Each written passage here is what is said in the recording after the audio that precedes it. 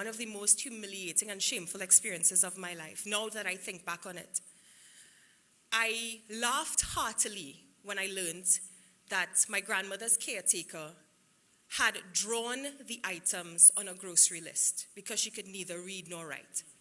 I was 11 years old, and with my 6 or so years of primary school education, I thought I had earned the right to humiliate someone who probably never had the opportunity to enter the doors of a primary school. I was convicted. And it's something that we who have the opportunity to learn oftentimes take for granted.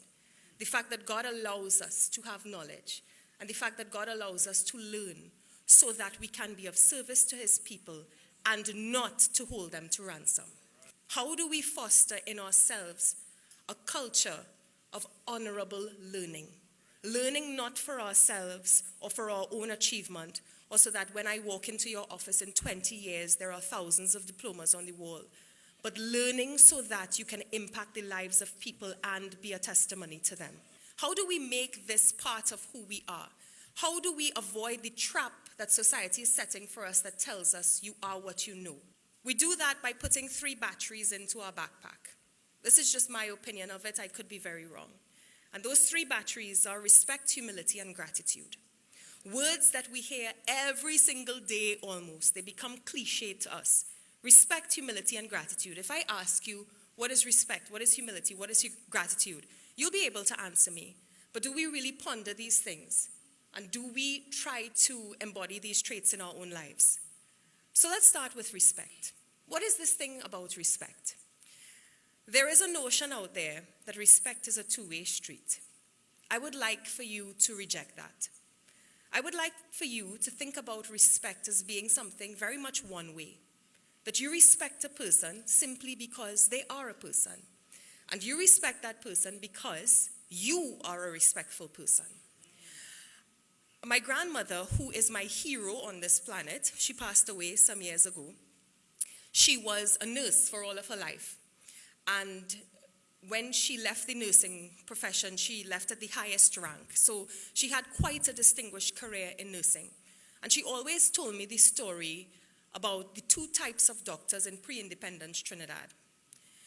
And one of those doctors was the type that lived up to what a doctor should have been at that time. Went abroad to study, knew a lot about medicine. They were the doctors. They were the respected folks. They were the ones who made decisions and got things done. They were the people that were revered in the health centers and in the hospitals. And then there was the other type of doctor who leaned on the opinion of junior staff, who wanted the advice of the nurses on duty. And she always made the distinction between these 2 types.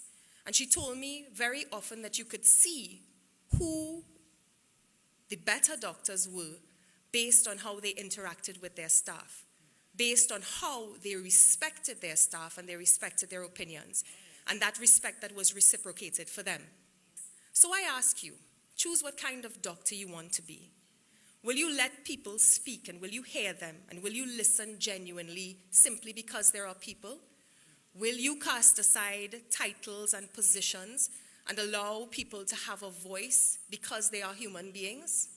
Or will you ascribe to this thing that exists in Trinidad and Tobago about V and V and VIPs? How very important can you be? And doesn't it mean that if you are a VVVIP, that there is a VVV unimportant person? Can you cast that aside? Can you say that I will respect you because you're a human being? I also want to talk about my grandmother's friend, Sister Williams. And I used to come home from school and I would see the 2 of them chatting. And I mean, when Sister Williams came over, it was like a whole day affair. It was like a 16-hour visit, right? We just prepared ourselves that we would not have the living room or the TV for 16 hours. They had a great time together. They laughed, they talked, they prayed. And it came as a shock to me as a teenager when I was told what Sister Williams did for a living. My grandmother, as I told you, was a respected nurse. Sister Williams gathered scraps of cloth off of the Beetham landfill and sold them in the market to people to clean their cars and their homes. And you could not tell by looking at these two friends that there was this distinction between them. And that's because they respected one another regardless of title. And the lesson that Sister Williams and my grandmother left with me was that we miss out on amazing relationships and amazing partnerships and amazing friendships because we put titles and positions and accomplishments between us and people. So that's respect. One-way street. Thank you. Humility. This is a big one, and this is one that just blows my mind every single day. To me, humility is simply this. I've come this far by God's grace, and I still have very far to go. It's just that. So very often, we have people applying to positions in the newsroom. They always ask me, how do I get into a career in media? And my response is always my experience, which has been that you get an internship and you work really, really hard. And by the end of that internship, the organization that you work for should not want to let you go, right? So that is the advice I give. But you know what comes in the way of someone getting an internship and working really, really hard? You wouldn't believe. Their own success, degrees, accomplishments. My son has a degree. Why should he work for a stipend for 3 months?